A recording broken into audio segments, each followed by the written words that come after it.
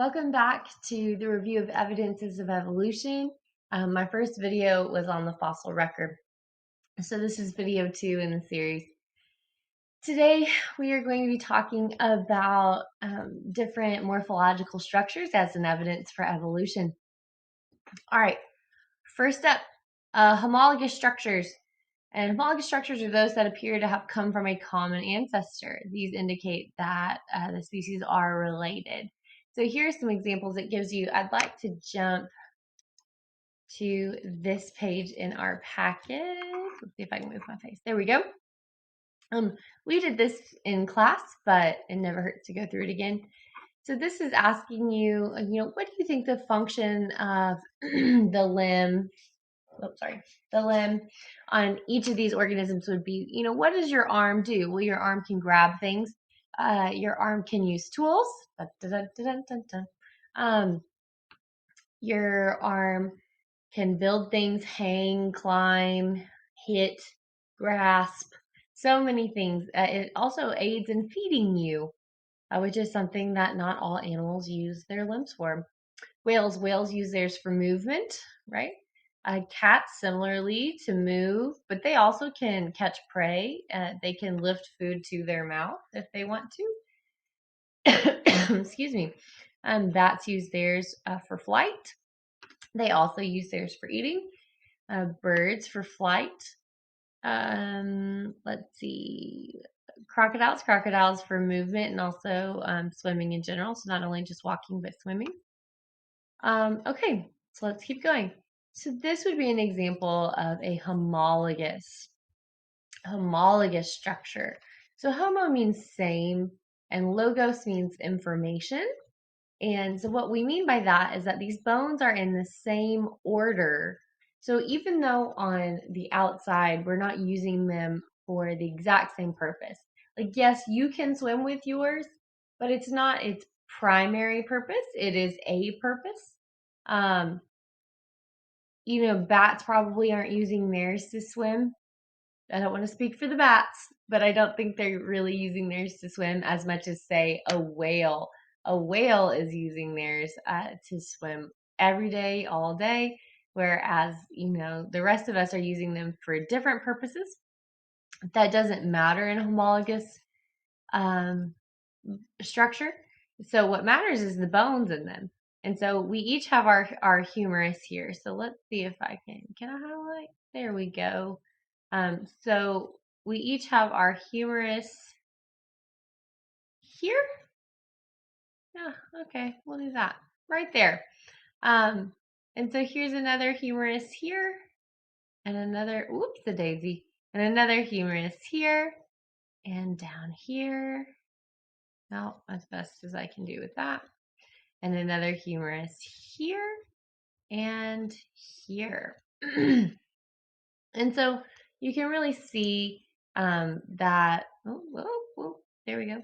You can really see that all of our bones are structured in the same way, in the same order. This is what's also referred to as a pentadactyl limb, penta meaning five primary bones. They lump the ulna and the radius kind of in together as one structure when they're counting the pentadactyl. So don't be confused by that.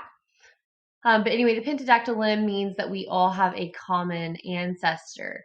So you have a common ancestor. This would be you. You have a common ancestor with a whale and a crocodile and a cat and a bird and a bat. We all have a common ancestor, which means that we have a great bazillion greats grandparent in common. The longer that you stay similar, the more recent your common ancestor would be. And so, for example, the mammals, so the whale, the cat, and the bat, and the human, their common ancestor would be more recent than, say, the common ancestor between a human and a crocodile or a human and a bird, for example. Now, the bird and the crocodile's common ancestor may be more recent with each other than, say, the bird and the bat even, or the bird and the cat. So anyway, all that means is we go back to that branch. And so if you remember, things called cladograms, right? And so we have these great traits that pop up. Oop, I should make those longer. Ah. Okay, pretend like that's one line. You guys are forgiving, right? Okay, so what we have here is we'll say, humans are here. There we are. And we'll say that whales are here. So what is something that developed that humans have that whales, don't have currently? That would be 4 functional limbs. And so we would put that trait right there. Now, here at this joint would be where the common ancestors would branch off. And so we would have a common ancestor here. And for some reason, usually an environmental stressor or a mutation of some kind, whales branched this way and humans continued to branch that way.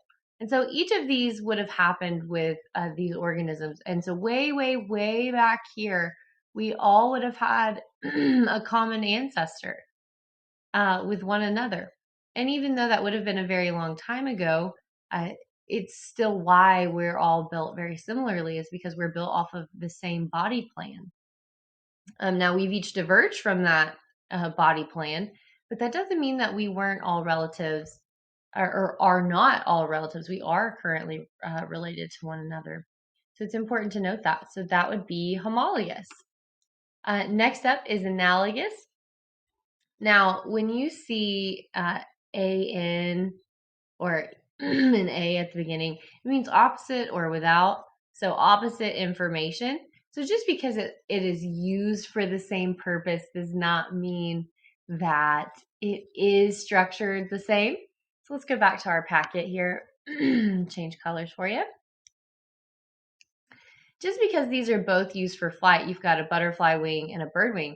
Just because they are both used for flight does not mean that they are structured the same. The butterfly has no bones within its wing, whereas the bird clearly does. So they are both used for flight, but they are not structured anything alike. And so in that way, that is what we call analogous, which means not the same information, opposite information. All right. Vestigial structures. Let's go down.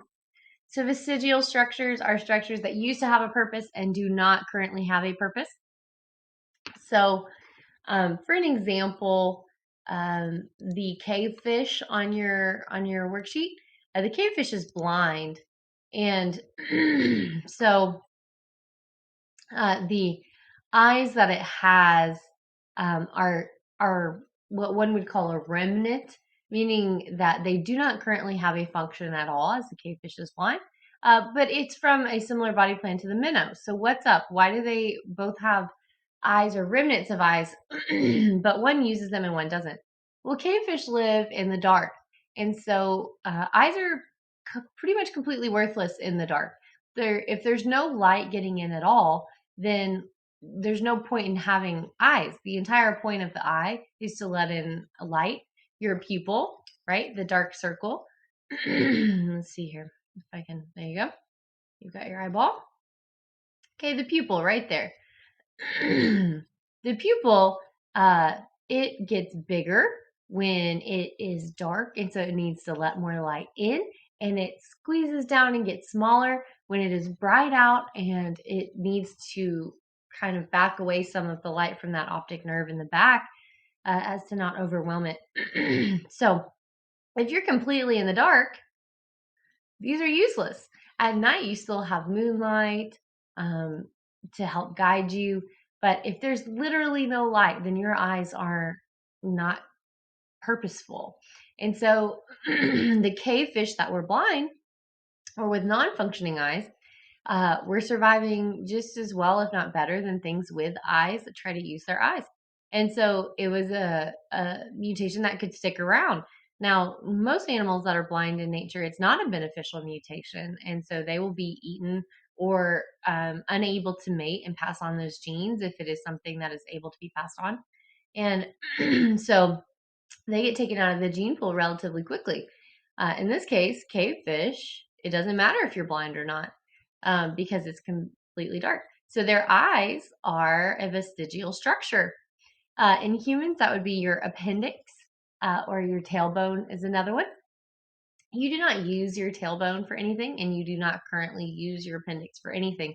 Now, thoughts on what the appendix was used for, perhaps in prior forms of human. That's kind of up for debate. Digestion is the best guess because of the location.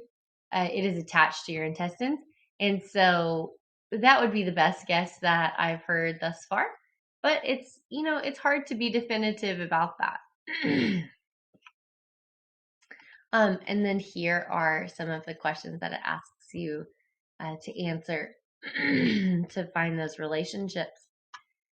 So we don't use our appendix. Our tailbone clearly was used to house a tail at one point. When you are an embryo, you do have a tail for a part of the time. Muscles that move ears.